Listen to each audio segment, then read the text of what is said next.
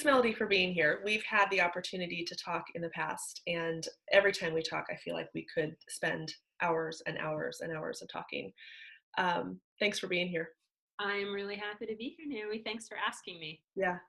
So, for those of our Summit friends that aren't familiar with you and your book and are not familiar with place attachment, which is something that I find a lot of people aren't familiar with, what is the definition of place attachment? So, place attachment is the emotional bond we develop with the place where we live. So, it's that feeling you have of, I love it here. I don't want to move. I belong here. This is my home. And the thing that led me down this road is like a lot of your triangles. I moved a lot, mostly just different parts of the United States. But when I got to my latest town, Blacksburg, Virginia, I realized that my dreams of this town being the perfect place were not going to come true, that Blacksburg had plenty of things that I didn't like about it. I didn't really feel like I fit in here. And and yet I knew I was going to be here for a while, and I wanted to change that. So I began researching this concept of place attachment, which is something that psychologists are interested in, environmental scientists, sociologists, because it's something that has an outsized effect on our lives and our happiness and our well-being, and yet something that we don't really think about or talk about, or like you said, even know it exists. Right. So, you mentioned triangles. I've got this community of amazing people that do move a lot. Some people watching might be in the same town that they grew up in, and others might move on the regular. For people that do move a lot, this might be a difficult concept to resonate with. Are there science-based realities around what happens when place attachment isn't adopted? Like, what happens with our psyche and those of our family members if we're in a place and we fail to have place attachment? Yeah, there's a lot of research about what happens when we're place attached and what happens when we're not place attached. And primarily it comes down to well-being, which is sort of a catch-all word that means your health and your happiness, the two main parts of our lives. So when you are place attached, you tend to be happier. It tends to have a huge benefit on your health.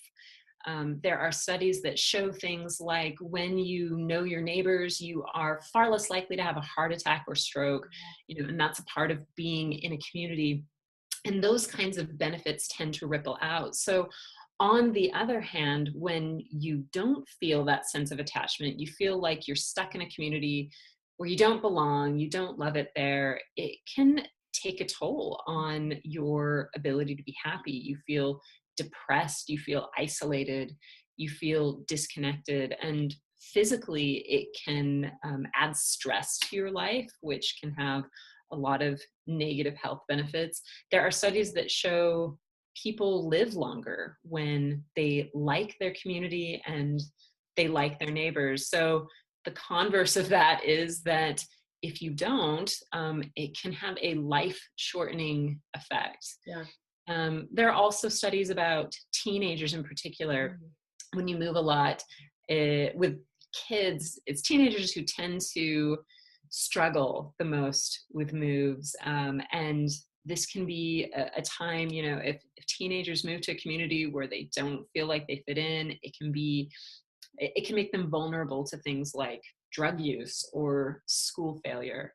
So finding your place in a community and making the effort to make it your community really is vital to your happiness and your well-being.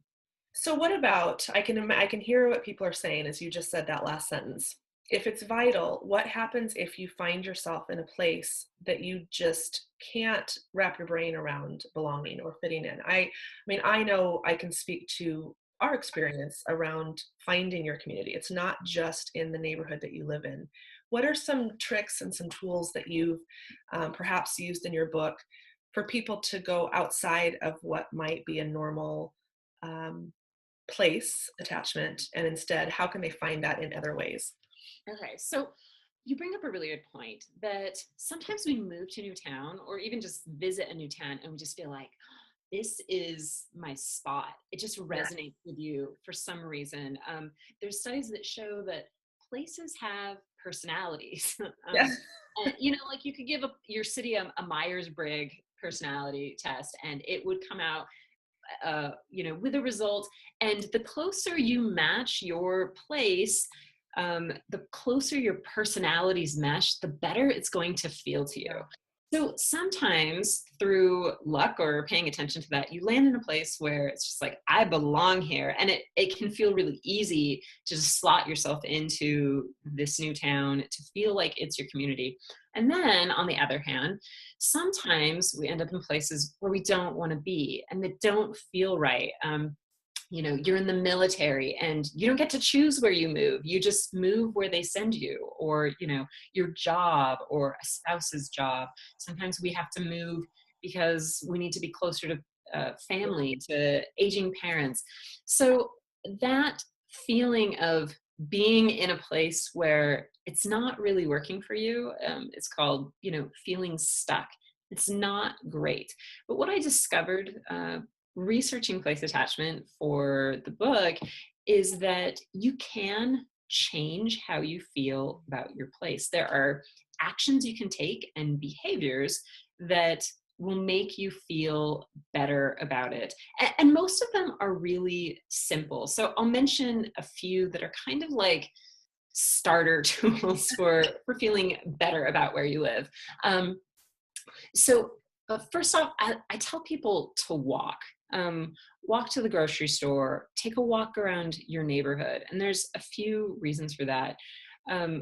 First, when you're new in a place, it helps you create those mental maps that make you feel at home. Like, I know the shortcut to this part of town. You know where things are. And that is a really simple way to feel like you belong.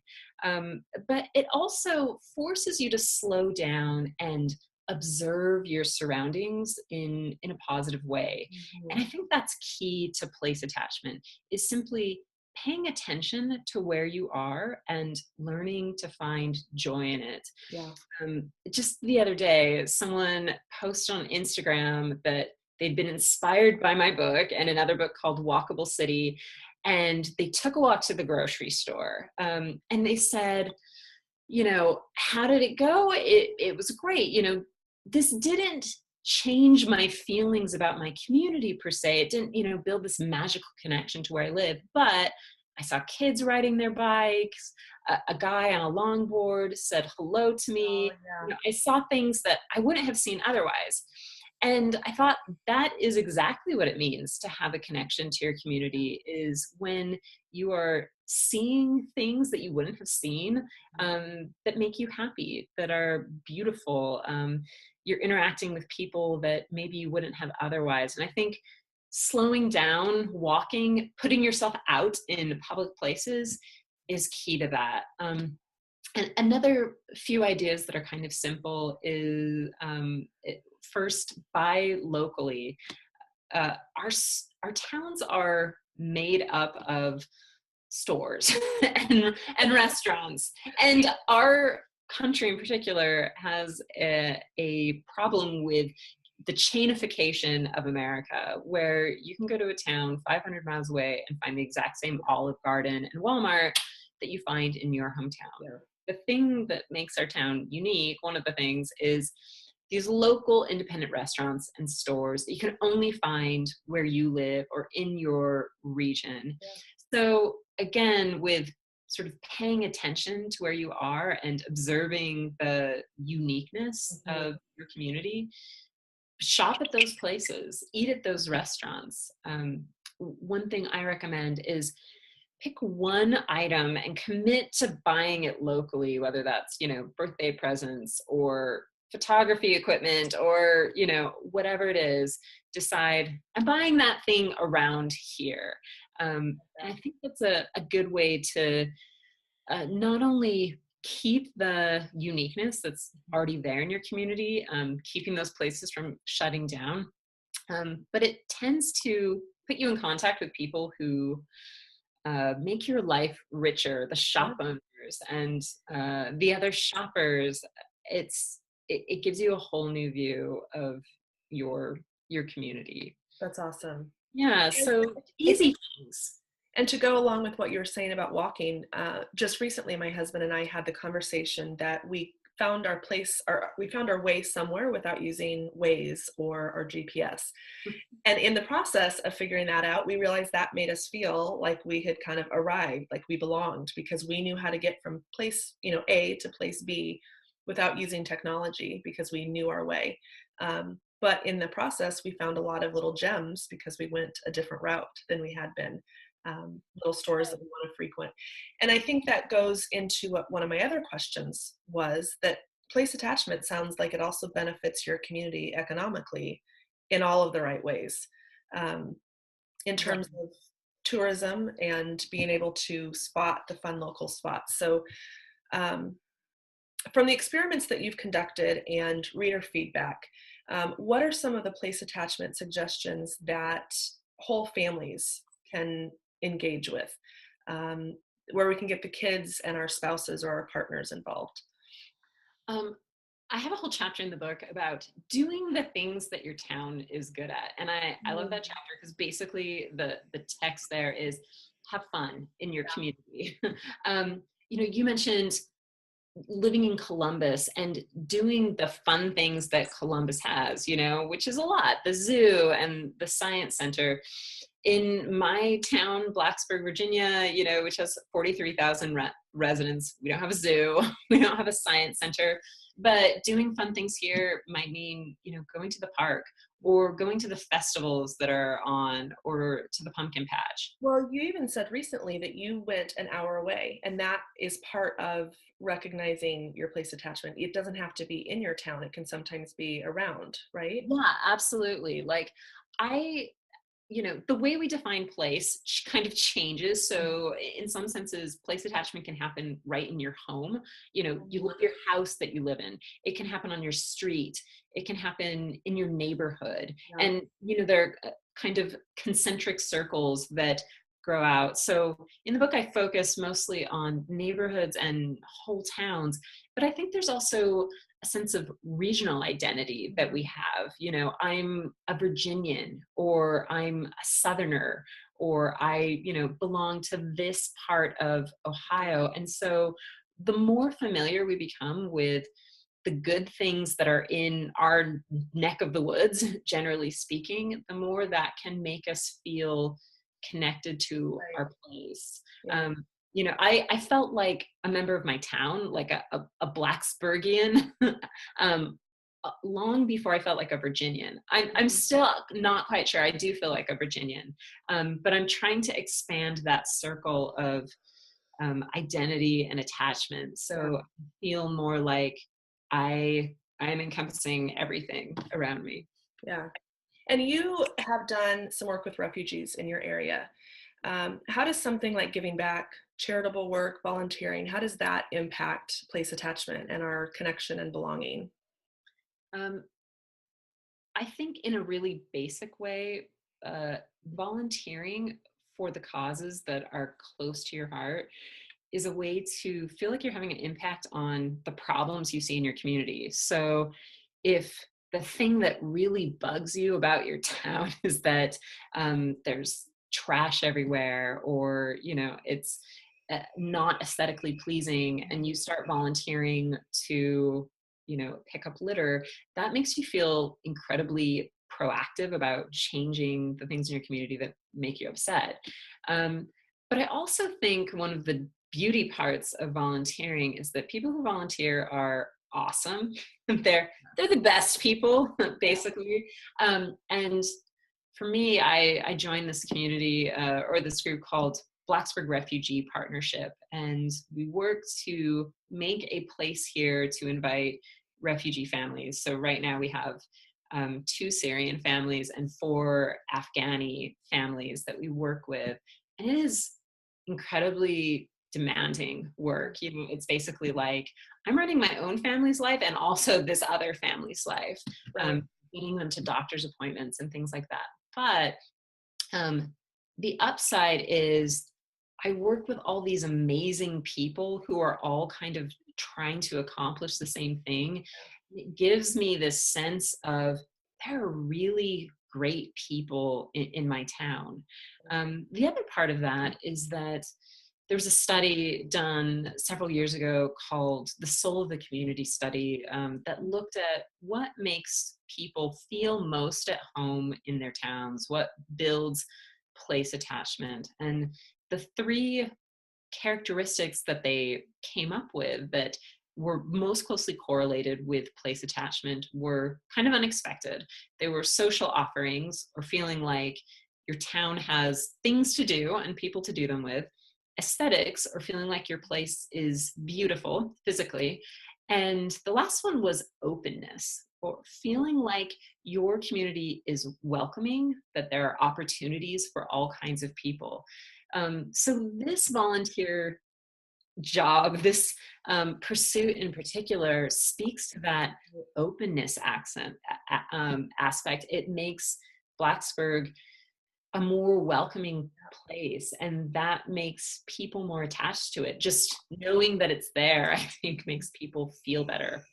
Well, and that makes me think of some of the things that our family ends up doing as we move a lot, is we focus on the schools and how Mhm. can we take our experiences into the schools to help them have that same aspect of openness. How can we encourage them to implement things that make them more welcoming for new families, because we know what it feels like to be the new family. How can Right. we use what we know? And I think sometimes people use, and this is might be controversial, but people use the I'm an introvert as kind of a, so I don't have to do any of this. I don't have to, it makes me uncomfortable to go outside and be around people, so I'm just going to stay in. But I think there could be a challenge, maybe inside of the summit, even to go outside of your comfort zone, and giving back and volunteering. You can be an introvert and still go home afterwards and then recharge and curl up under a blanket and hide, right? Right. Yeah, I'm a huge introvert. And so it's been interesting to work in this capacity with refugees, because um, it has required more of me sometimes than I have felt willing to give. Um, and so I've struggled with that a little bit. But I feel like those moments when you are kind of forcing yourself to give a little more than you want, a little more than you're comfortable with, that make your life richer and more meaningful, that stretch you in positive ways. Yeah, it's interesting that you mentioned that, because I think with place attachment in general, a lot of the behaviors that promote place attachment involve making human connections. You know, getting to know your neighbors, getting to know the shopkeepers, volunteering with other people. And when you're an introvert, that's hard, made doubly hard when perhaps you're new in a community and all you want to do is curl up in fetal position on your bed and just never talk to anyone ever again. I deal with this all the time, of the divide between what I know I should do to connect with my community and what I actually want to do, which is nothing. Like, even having written a book about about place attachment, and spent several years working on these elements of how to feel better in your community, there's still a big part of me that's like, nah, I'll just stay at home and watch Netflix. Breaking Bad is a good show. Why do I need to get outside? So sometimes we do have to push ourselves to do things that, like you said, aren't comfortable for us. But I think that's where growth happens, and that's where joy comes from. It is. So we're going to start to wrap up. I have one question that happens to be a personal question of mine that maybe other Summit friends that are watching will identify with.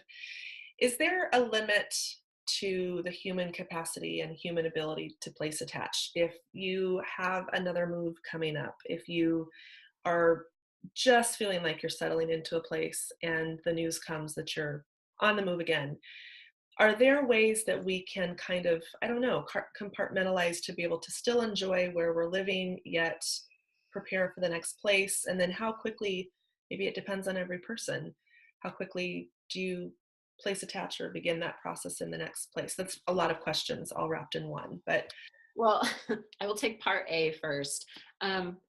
I think our capacity for place attachment is infinite. It's sort of like your capacity to love your children. The more children you have, the more that capacity grows. And I think it's the same with moving. The more places you experience, the more your capacity grows to love all kinds of places. And I think you learn those tools to um, embrace and fall in love with the community that you're in. I have a friend whose husband is a diplomat. They move every few years, and the way she dives into whatever community she happens to be in is incredibly inspiring. And I see her, talk on social media about, we still miss Boston, or we miss Australia, and you miss specific things, like we miss the people here, or we miss the Tim Tams from Australia, or like there are pieces of your heart that you leave in each of the places that you live, and that can be painful. But on the other hand, that's wonderful, because it shows that you embrace that place that you were while you were there. And then whatever you did in your town to fall in love with it, you can take those tools with you. I think it's basically your capacity to find happiness wherever you are. That's place attachment, is learning to love and be joyful in your life right now, whether it's in the place you want to be or the place where you just happen to end up. Right. And you can change that for yourself. You can force yourself to fall in love with a place that maybe doesn't feel like a natural fit. I like that. What is your personal mantra? I love that question because I didn't know that I had a personal mantra until I thought about this. I think for me, the thing that I go back to is, why not me? That's the question that I ask a lot. And I think it's a question that has influenced how I volunteer, what I choose to do in my community. I think a lot of us have a sense that someone else will do it. And I came to this realization while writing my book that everything that I love in my community, and indeed the world, was started by someone who was willing to just step up and do it. And I think, going back to your theme of asking for permission, I think we don't need to ask for permission. Often when we see a need in our community, when we see something that we want to do, when we're in the neighboring town and we're like, they have a splash pad, why don't we have a splash pad? Those are things that even just an average citizen without a lot of money, without an elected position, can take up and make happen. There's a group of women in my town who said, why doesn't Blacksburg have a children's museum? And for years, they raised money, they talked it up, and now we have a little tiny children's museum in a strip mall. And it's not enormous, but it's there and people enjoy it. And they made it happen just because they wanted to. And I'm inspired by that. Well, and I like that your mantra is, why not me? Because it's the complete opposite of the kind of why me, especially Right. if you're in a place that you weren't expecting. And I think, to piggyback on what you said about like the Children's Museum or taking the opportunity to make a change, if you're someone who moves a lot, you can reframe it and don't not do that activity, but look at it that you could leave a legacy. You could impart change, and then it will still be there when you leave, which might be another kind of funky way to look at place attachment in what you do that you're leaving behind.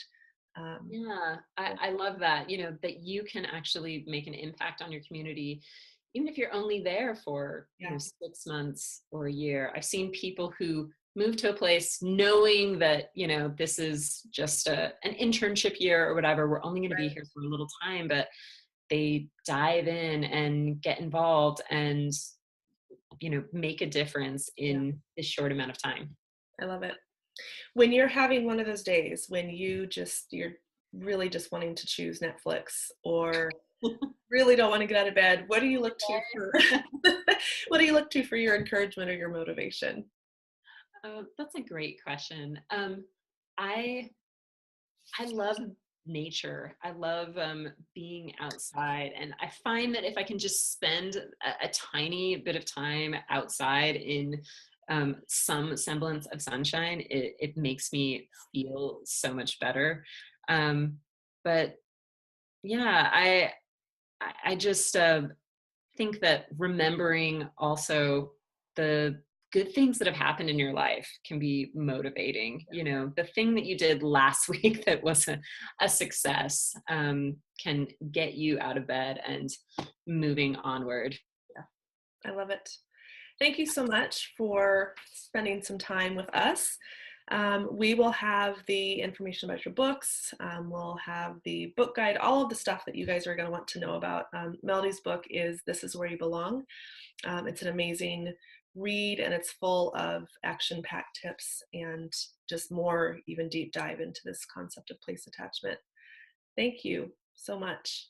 Thank you so much, Naomi. It was a pleasure. It was. Thanks.